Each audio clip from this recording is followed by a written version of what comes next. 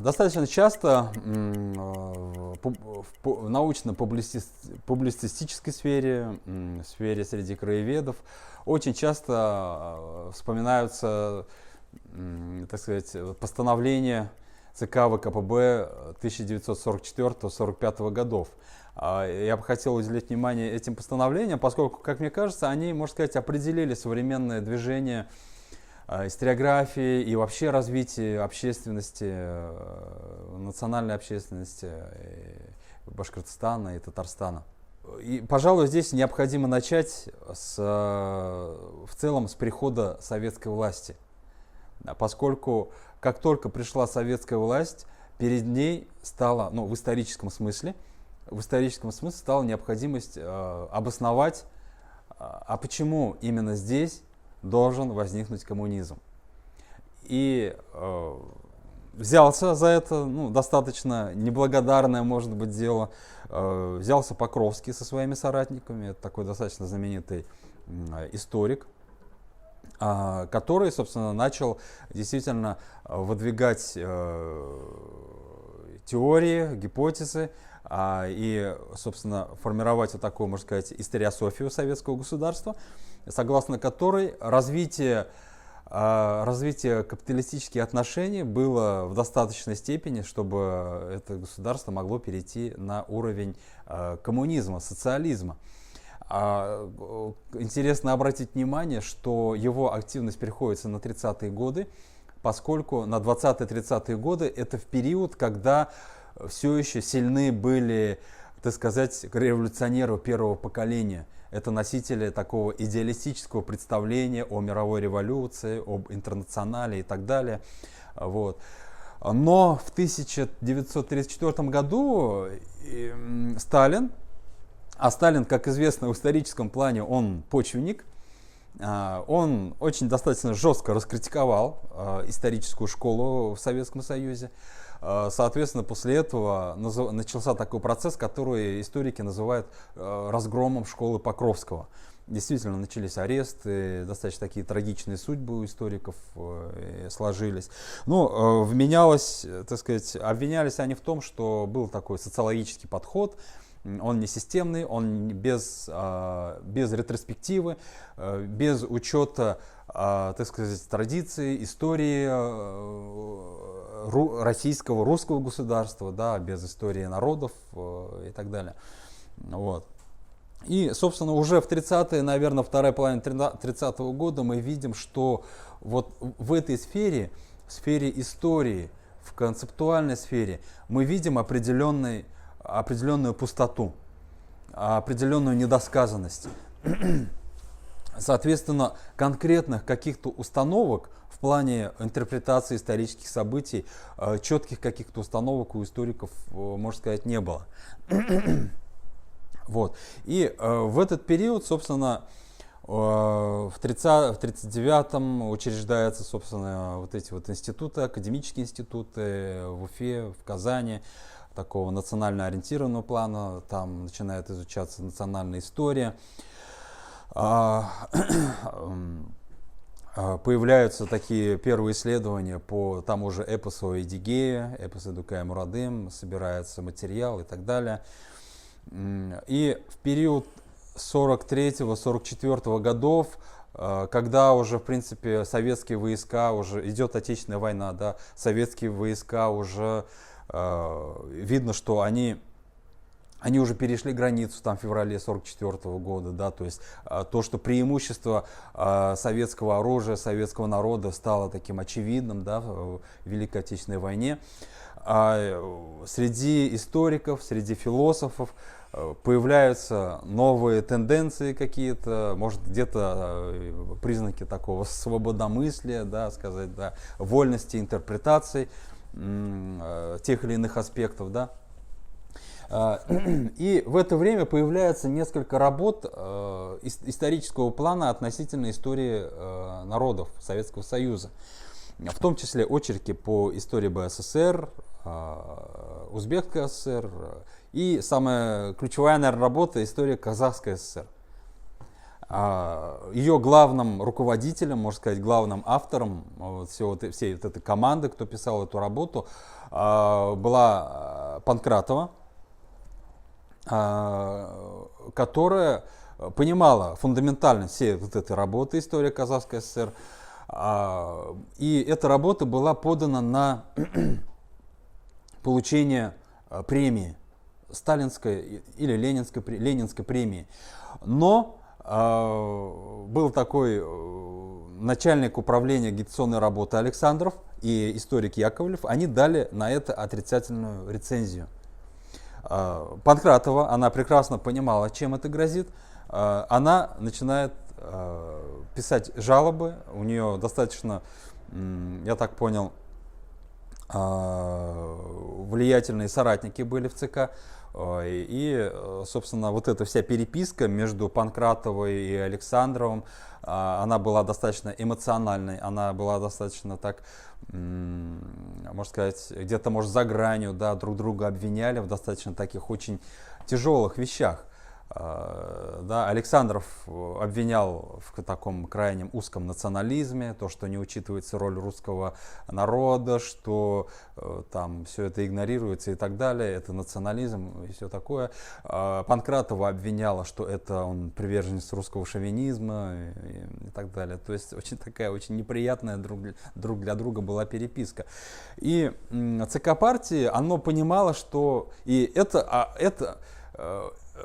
это были, как бы много было этому и свидетелей, и все историки были в курсе, что происходит в это время. И ЦК партии, наверное, из-за того, что оно опасалось, что оно теряет где-то контроль над историками, где-то идет такое, ЦК партии само не может предложить, как действовать в этом направлении. Да?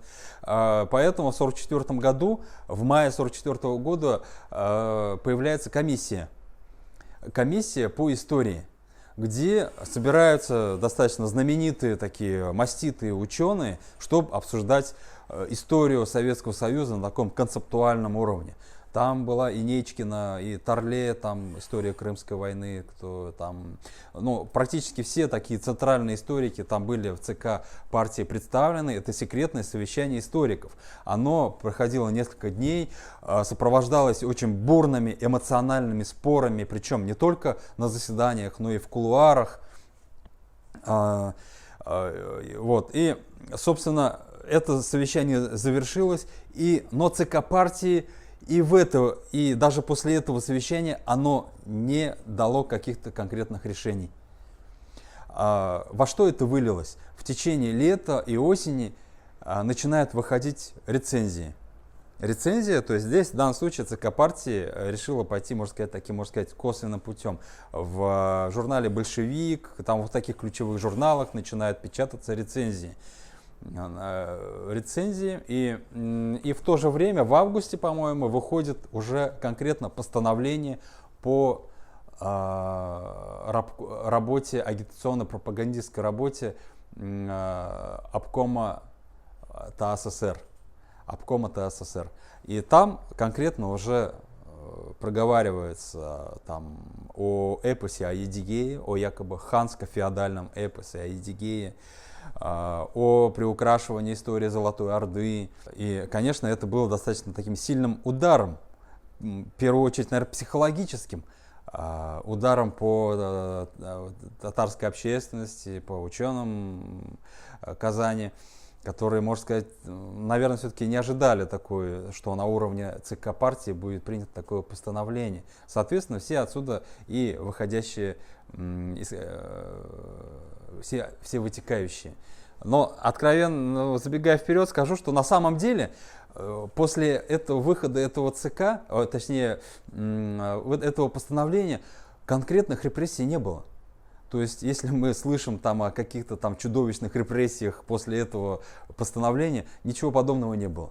Во всяком случае, мне неизвестно, чтобы кого-то репрессировали из казанских ученых. Более того, я скажу, в 50-е годы тот же самый Накей Сембетов, исследователь эпоса Едигея, он получил премии такого высшего разряда. То есть никаких каких-то репрессий здесь не наблюдаю, каких-то существенных.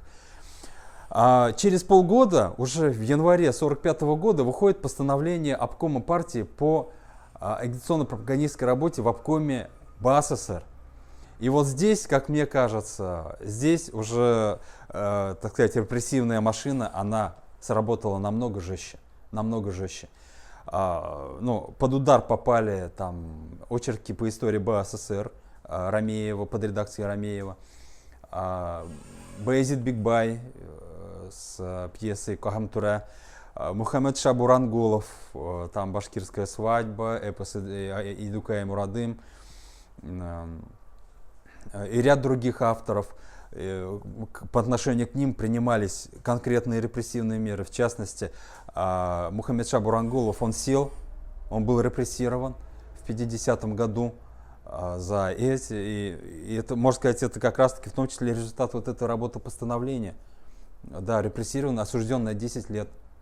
Отсидел он до 1954 года, то есть до съезда, 20-го съезда партии. Да. Вот. То есть в данном случае постановление по БАССР, оно, как сказать, дало более жесткий, более негативный, что ли, вариант. И, собственно, потом, уже в 1947 году, вот по результатам этого постановления учреждаются комиссии. Комиссия по истории башкирского народа, комиссия по истории узбекского народа, казахского, татарского народов и так далее. То есть работают эти комиссии. Пожалуй, наверное, один из главных инициаторов, что ли, и таких организаторов всех этих комиссий на региональном уровне был Греков. Это достаточно известный историк, медиевист, археолог. Было проведено несколько заседаний в Уфе. Председательствовал Лебедев, тоже известный достаточно историк по новому времени, в частности по различным крестьянским восстаниям и так далее. Вот, где, в принципе, и вот в рамках вот этих заседаний постепенно формировалась вот эта концепция восприятия исторического прошлого.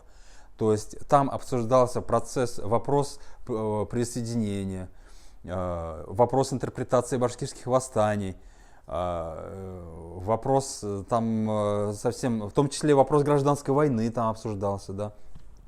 То есть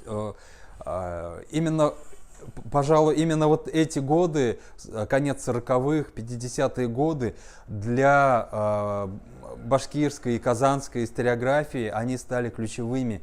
Именно эти годы, поскольку именно в эти, так сказать, определилась вся вот эта вот историографическая традиция, что ли, восприятия национальных историй. Если же говорить о современности, то по большому-то счету вот тот концепт, который сложился в те годы, он до сих пор на самом деле не переосмыслен. И как бы мы не, так сказать, говорили, сколько бы мы ни говорили о фундаментальности там, советской науки и так далее, но все равно это было сформировано для того поколения. Возможно, для того поколения это было очень актуально, но действительно было актуально признать добровольность присоединения Башкирии к русскому государству. Это было актуально, это было концептуально важным, да, идеологически важным. Теперь, я думаю, мы должны, как историки, медиевисты, в том числе этнографы, подойти с новым багажом, что ли, без идеологического давления, с фундаментальной точки зрения, но с такой же фундаментальной основой подойти к рассмотрению нашей концепции уже, так сказать, с наших позиций, современных позиций. Хватит ли на это у нас ресурса? Откровенно говоря, большой вопрос.